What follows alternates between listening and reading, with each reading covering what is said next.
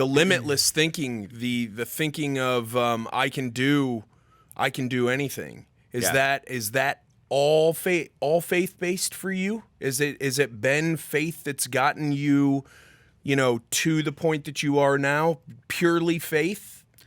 Yeah, I would say so. Did you ever step away from it? From my faith? Yeah. Did you ever have doubts?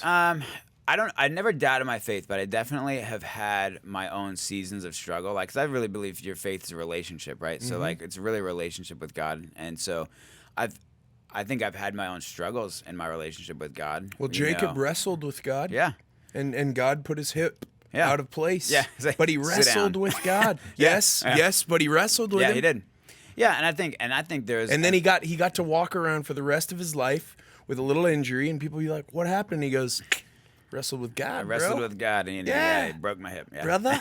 Yeah, check it out. Yeah. My wife is very, very mature in her thought processes, and especially in her faith, and she's taught me a lot about this. Is it's okay to be frustrated with God. It's okay to have like challenges and like to challenge God and challenge God in a way of saying like, "Hey God, like I'm really praying and believing for X, Y, or Z, and like why has that not happened, or why?" And like my wife's dad passed away 8 years ago.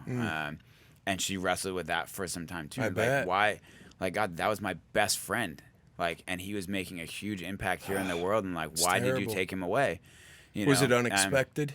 He had some health complications, but really ended up dying of a heart attack. And so very sad. He's 52 years old, so a young guy. But just really a tremendous man of faith. Was making a huge difference in the guys around him and mentored a lot of young guys. And but was my wife's best friend, and they did everything together, and so that had a very profound impact on her.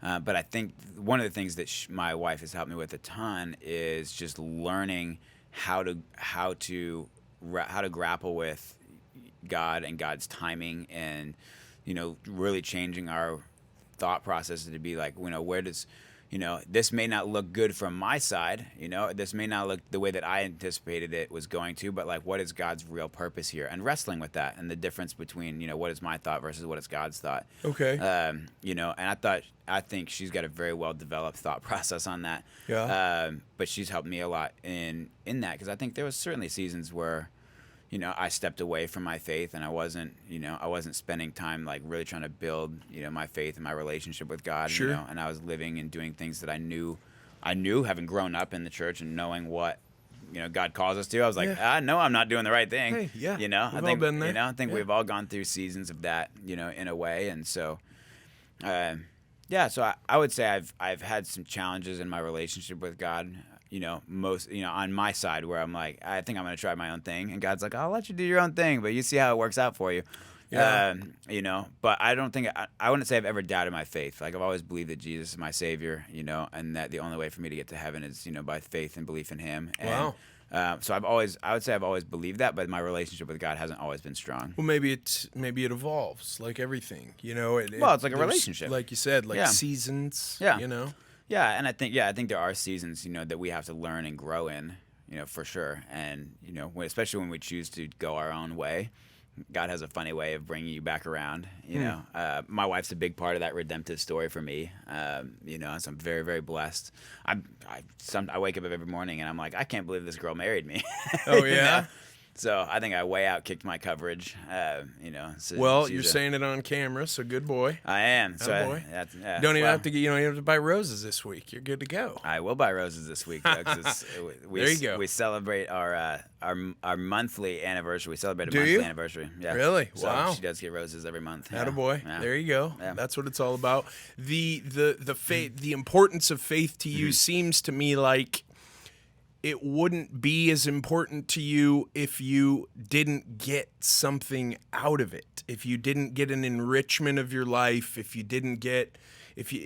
your life didn't seem like it grew. I'm not talking about, or maybe I am talking about financial success, but there's something to that. Hey, sure. I see that maybe what I put into this, I get out of it. Does that resonate at all? Sure. I think there's some level of, when you have a strong faith too, I think more than the success and more than like the things that I can get out of it. And maybe this is something I get out of it, but I walk around with a tremendous amount of peace, knowing that everything's okay. And that's a big thing. And I think that's a God-given thing for me personally. I don't think everybody has that same sense of peace. There's a lot of anxiety. There's a lot of anxiety out there. Yeah. You know, but I think if there's a gift that I've been given, God gave me a sense of peace. And so, like, even in, you know, I mean, talk about the past 2 years. I mean, it's just been a nightmare of everything's out of whack, and politics this, and economy this, and pandemic, and you know, I've always walked around knowing, like, you know what, God's already gotten this taken care of. And so I get to walk in faith and in peace knowing that. Now, do I think that's I don't think that's a selfish thing to be like, man, I'm going to strengthen my faith so I get more peace. I don't think that's selfish at all. Because I can then take that and then translate it and give it to other people.